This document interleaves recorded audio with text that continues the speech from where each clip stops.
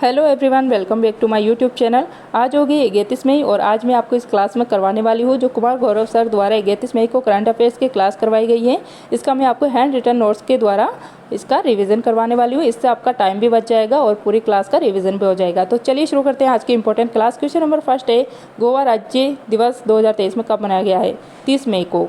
36वीं वर्षगांठ थी इसकी और 30 मई 1987 को 56वां संविधान संशोधन हुआ था। इसी के तहत गोवा को भारत के 25वें राज्य का दर्जा मिला था। कोंकणी भाषा जो कि गोवा की भाषा है, इसी के अंदर अभी 57वां ज्ञानपीठ पुरस्कार दामोदर मोजा को दिया गया है। और पुराना नाम गोवा का है गोमांतक। राजधानी है यहाँ की पणजी और वर्तमान सीएम है प्रमोद सावंत। और इसकी हिस्ट्री है कि 1510 में पुर्तगालियों ने गोवा पर अधिकार किया था। वास्तविक संस्थापक थे पुर्तगालियों के, ये थे अल्बुर्क, यहाँ के गोवा में जो पुर्तगाली आए थे इसके। और राजधानी बनाने वाले थे गोवा को नीनो दी कुन्ना। इसके बाद आता है 1961 में भारत ने ऑपरेशन विजय चलाकर पुर्तगालियों को यहाँ से बाहर निकाला था। और 1962 में फर्स्ट सीएम बने थे यहाँ के दयानंद भंडारकर। ये सारी बातें आप याद रख लेना। इसके बाद आता है कि क्षेत्रफल की दृष्टि से भारत का सबसे छोटा राज्य ये गोवा है। और यहाँ पर विधानसभा सीटों की संख्या 40 है। आर्टिकल 44 समान सिविल सेहत है, ये गोवा के अंदर लागू किया गया है। और हर घर जल प्रमाणित वाला राज्य ये है गोवा। ये सारी बातें आप याद रख लेना। लैंड टॉप में आता है नागालैंड की स्थापना, ये हुई थी 1 दिसंबर 1963 को। सिक्किम को पूर्ण राज्य का दर्जा ये 36वें संविधान संशोधन द्वारा 1975 में मिला था। और फजल अली कमीशन जिसके द्वारा राज्य पुनर्गठन आयोग बना था, इसमें 3 सदस्य थे और इसके द्वारा 14 राज्य और 6 यूटी बनाए गए थे। और इसी के तहत 7वां संविधान संशोधन 1956 आया था। नेक्स्ट आता है तेलंगाना का गठन कब हुआ था? 2 जून 2014 को। ये भारत का 29वां राज्य बना था। गोवा में विधानसभा की सीटें हैं 40। नेक्स्ट है क्वेश्चन नंबर सेकंड, आईपीएल 2023 जीतने वाली टीम कौन सी है? तो ये है सीएसके, चेन्नई सुपर किंग्स, जिसने 5वीं बार ये खिताब जीता है। और इस बार जो है आईपीएल का 16वां सेशन था, 16वां संस्करण था। फाइनल मैच ये नरेंद्र मोदी स्टेडियम अहमदाबाद में खेला गया। Chennai super Kings versus Gujarat Titans के मध्य। चेन्नई सुपर किंग्स के कप्तान है महेंद्र सिंह धोनी और कोच है फ्लेमिंग। यहाँ के कप्तान है गुजरात टाइटंस के हार्दिक पांड्या और कोच है यहाँ के आशीष नेहरा। इसके बाद आता है पहला जो आईपीएल खेला गया था ये 2008 में खेला गया था। राजस्थान रॉयल्स विनर रही थी। और 2022 में जो ये मैच जीता था ये गुजरात टाइटंस के द्वारा जीता गया था। 5 बार विजेता टीम रहने वाली एक तो हो गई चेन्नई सुपर किंग्स और एक है मुंबई इंडियंस। ये 2 टीमें हैं जिन्होंने इस खिताब को 5-5 बार जीता है। फाइनल मैच में प्लेयर ऑफ द मैच किसे मिला है? तो ये मिला है डेविड कॉनवे को, जो कि सीएसके के प्लेयर है। टाइटल स्पॉन्सर ये टाटा है। विजेता टीम को 20 करोड़ रुपए दिए जाते हैं, उपविजेता को 12.5 करोड़ रुपए। इसके बाद आता है ऑरेंज कैप। ऑरेंज कैप शुभ मंगिल को दिया गया है सर्वाधिक रन बनाने के लिए। ये गुजरात टाइटंस के प्लेयर है और इन्होंने 890 रन बनाए गए। और पर्पल कैप ये मोहम्मद शमी को मिला है, जो कि गुजरात टाइटंस के प्लेयर है। और इनको जो है 28 विकेट बनाए इन्होंने, सर्वाधिक जो है इसमें इन्होंने 28 विकेट लिए, इसलिए इनको पर्पल कैप दिया गया है। तो पर्पल कैप दिया जाता है सर्वाधिक विकेट के लिए और ऑरेंज कैप दिया जाता है सर्वाधिक रन के लिए। सबसे लंबा छक्का ये फोक डुप्लेसिस ने लगाया है। और साथ ही मैं आपको ट्रिक से याद करवा दूं कि जो ऑरेंज कैप है इसको याद रख सकते हो कि ऑरेंज शुभ है, ऑरेंज का ना शुभ है। तो ऑरेंज कैप मिला है शुभ मंगिल को और शाम पल, मतलब पर्पल कैप मिला है मोहम्मद शमी को, मतलब शाम का पल हसीन होता है। तो यह आप इसे ईजिली याद रख सकते हो। इसके बाद आए इमर्जिंग प्लेयर। क्या है इमर्जिंग प्लेयर? किसे चुना गया है? यशस्वी जायसवाल को, जो कि राजस्थान रॉयल्स के प्लेयर है। कुल टीम में इसमें 10 कुल मैच खेले गए 74 और कितने स्थानों पर खेले गए हैं? 12 स्थानों पर। 2022 में नई टीम आई, एक तो गुजरात टाइटंस और एक लखनऊ। जो फर्स्ट मैच खेला गया था इसका ये खेला गया था नरेंद्र मोदी स्टेडियम, जो गुजरात के अहमदाबाद है यहाँ पर। और फर्स्ट मैच भी जो है सीएसके और गुजरात के मध्य हुआ था। तो ये सारी बातें आप आईपीएल से याद रखना। फिर आता है शेनज़ोउ 16 यान से अंतरिक्ष में यात्री भेजने वाला देश कौन सा बना है? अभी हाल ही में यहाँ पे देश कर लेना। तो ये बन गया है चीन, जो कि विश्व में ऐसा करने वाला तीसरा देश बन गया है। इससे पहले यूएसए ने ये कार्य कर लिया है और रूस ने ये कार्य कर लिया है। तो ये परीक्षण किया गया है गोबी मरुस्थल से। 3 अंतरिक्ष यात्रियों को इसमें भेजा गया है। शेनज़ोउ 16 यान से अंतरिक्ष में से भेजा गया है। रॉकेट है लॉन्ग मार्च 9, इसके तहत जो है इसको लॉन्च किया गया है। और साथ में ये जो है एक अंतरिक्ष स्टेशन है जो कि कमरे के समान होता है अंतरिक्ष में, जिसका नाम है, चीन का जो है स्थित है, इसका नाम है तियोगोंग, जो कि लो अर्थ ऑर्बिट में स्थापित किया जाएगा। और चीन का जो नेविगेशन सिस्टम है इसका नाम है बाइडू। और साथ ही में चीन की राजधानी बीजिंग है। संघाई शहर यांगटीसी नदी के किनारे बसा हुआ है। एशिया की सबसे लंबी नदी है हुआंगबो नदी, इसको चीन का शोक कहते हैं। इसके साथ ही यूएसए का जो नेविगेशन सिस्टम है ये जीपीएस है। ग्लोनास ये रूस का है और नाविक ये भारत का है। नूरी रॉकेट ये साउथ कोरिया द्वारा लॉन्च किया गया है।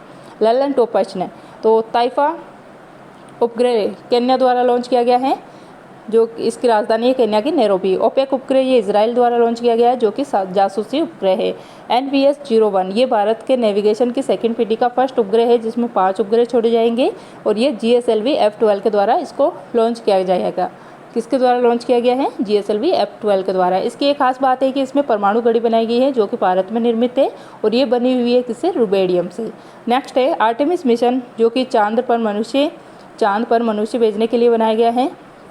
ये जो यूएसए की स्पेस एजेंसी है नासा द्वारा इसको लॉन्च किया गया है। इसमें 4 अंतरिक्ष यात्री है, जिसमें एक महिला है क्रिस्टीना कोच, इसको आप याद रख लेना। फिर नेक्स्ट है क्वेश्चन नंबर 4, अंतर्राष्ट्रीय एवरेस्ट दिवस 2023 में कब मनाया गया है? 29 मई को। शुरुआत हुई थी 2008 में। 29 मई 1953 को न्यूजीलैंड के एडवन हिलेरी और तेंजिंग नॉर्वे ने पहली बार माउंट एवरेस्ट को फतेह किया था। इसकी ऊंचाई है 8,848.86 मीटर। ये नेपाल के वृहद हिमालय में स्थित है और नेपाली बाबूराम आचार्य ने इसको सागर माता नाम दिया गया है और तिब्बती भाषा में इसको चोमालुंगमा कहा जाता है। और पुराना नाम है इसका पीक 15, जो कि एवरेस्ट साहब के सम्मान में दिया गया है। इसके बाद आता है सर्वाधिक बार फतेह करने का रिकॉर्ड किसने बनाया है? तो ये बनाया गया है शेरपा कामी रीता, जो कि नेपाल के रहने वाले हैं। इन्होंने 26वीं बार अभी हाल ही में फतेह किया है। इसके बाद आता है ललन टोपचन श्रमिक दिवस, ये मनाया जाता है 1 मई को। प्रेस फ्रीडम दिवस 3 मई को। राष्ट्रीय तकनीकी दिवस 11 मई को और अंतर्राष्ट्रीय नर्स दिवस 12 मई को। अंतर्राष्ट्रीय जैव विविधता दिवस ये 22 मई को मनाया जाता है और विश्व तंबाकू निषेध दिवस ये 31 मई को मनाया जाता है। क्वेश्चन नंबर 5 है के गिरीश चंद्र मुर्मू किस अंतर्राष्ट्रीय संगठन का बाह्य लेखा परीक्षक नियुक्त किया गया है? तो ये नियुक्त किया गया है WHO के। ये 2024 से 27 तक 4 वर्ष के लिए रहने वाले हैं। पहले ये 2019 से 23 तक रह चुके हैं। ये सेकंड टाइम नियुक्त किए गए हैं। इसी के साथ ये ILO, IPU और FAO के भी बाह्य लेखा परीक्षक है अभी वर्तमान में। साथ ही में देखिए WHO इसकी स्थापना हुई थी 7 अप्रैल 1948 को। हेडक्वार्टर है इसका जिनेवा स्विट्जरलैंड में। और वर्ल्ड बैंक इसका हेडक्वार्टर है वाशिंगटन DC के अंदर और हेड है इसके वर्तमान में अजय बग्गा।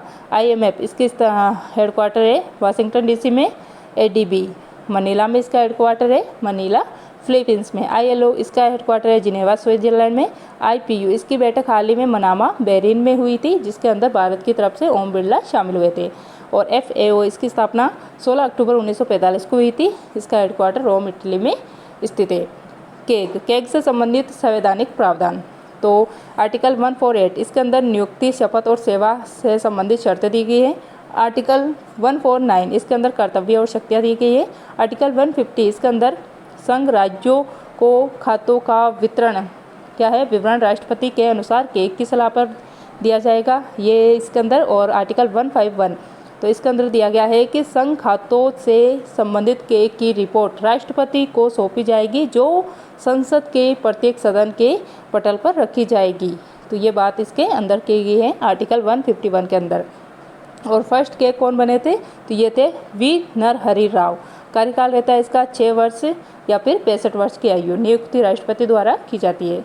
ललन टोपचन महान्यायवादी कौन है अभी वर्तमान में? R वर्ग के टर्मनी। आर्टिकल है 76। फर्स्ट कौन थे? MC सीतलवाड़। मुख्य निर्वाचन आयुक्त वर्तमान में राजीव कुमार। फर्स्ट थे सुकुमार सेन। नेक्स्ट है मुख्य न्यायाधीश है अभी वर्तमान में 50वें नंबर के ये हैं DY चंद्रचूड़ और फर्स्ट थे हीरालाल J कानिया। NHRC इसके हेड है अभी कौन है? जस्टिस अरुण कुमार मिश्र। और वित्त आयोग के अध्यक्ष कौन है? 15वें वित्त आयोग के? तो ये है Nand Kishore Singh NK Singh. Question number 6 है केंद्रीय सतर्कता आयुक्त। केंद्रीय सतर्कता आयुक्त कौन नियुक्त किए गए हाल ही में? तो ये प्रवीण कुमार श्रीवास्तव। इन्होंने सुरेश N पटेल का स्थान लिया है। शपथ इनको राष्ट्रपति द्रौपदी मुर्मू द्वारा दिलाई गई है और स्थापना इसकी जो है संतानम समिति की सिफारिश पर 1964 में की गई थी। इसको वैधानिक संस्था का दर्जा जो एक्ट आया था 2003 में, इसके तहत 2004 में मिला था। चलिए देखते हैं ललन टॉप प्रश्न।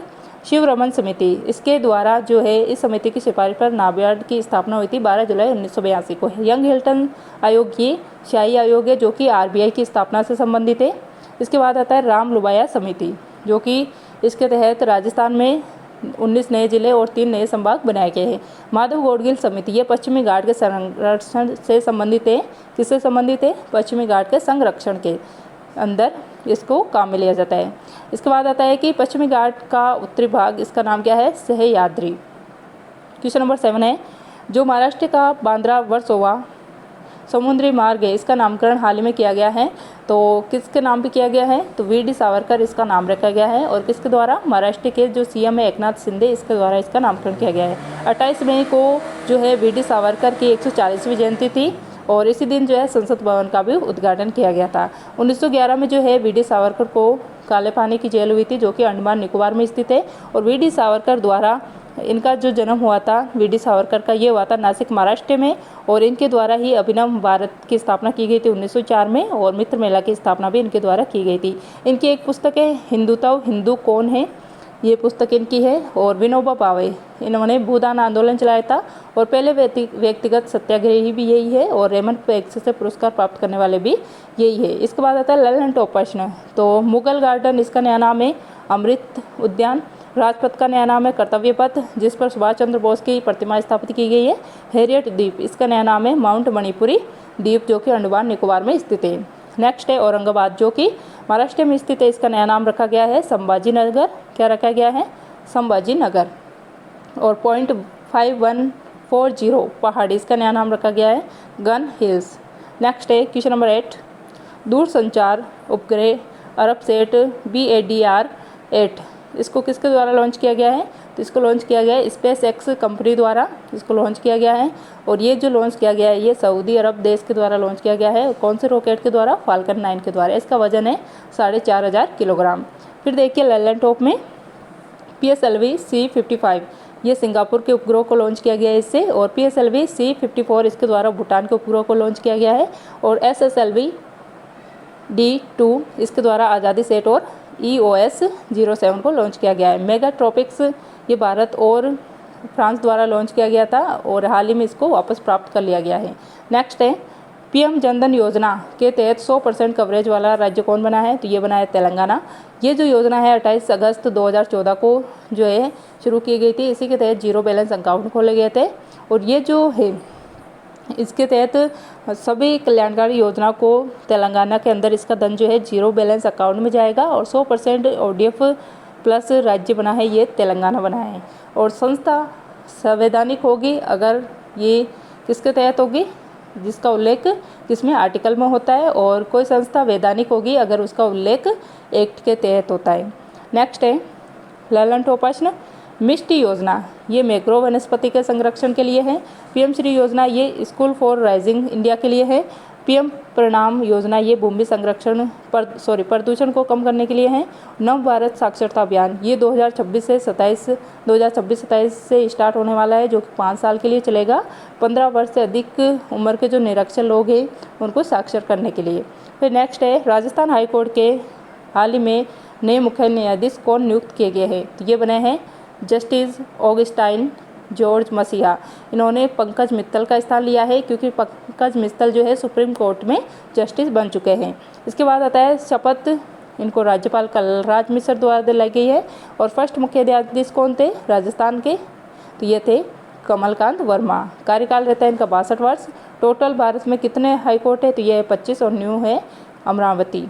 इसके बाद आता है राजस्थान हाईकोर्ट की स्थापना 1949 को हुई थी और मेन ब्रांच इसकी जोधपुर में है और एक और ब्रांच इसकी जो है जयपुर में स्थित है।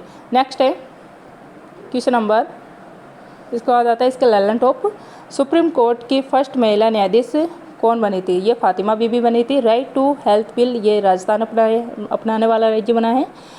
असम के नए राज्यपाल ये गुलाब चंद कटारिया बनाए हैं। राइट टू साइट विजन, ये राजस्थान ने अपनाया है। और CM चिरंजीवी बीमा योजना, ये राजस्थान द्वारा लाई गई है। इसके अंदर 10 लाख से बढ़ाकर राशि 25 लाख कर दी गई है।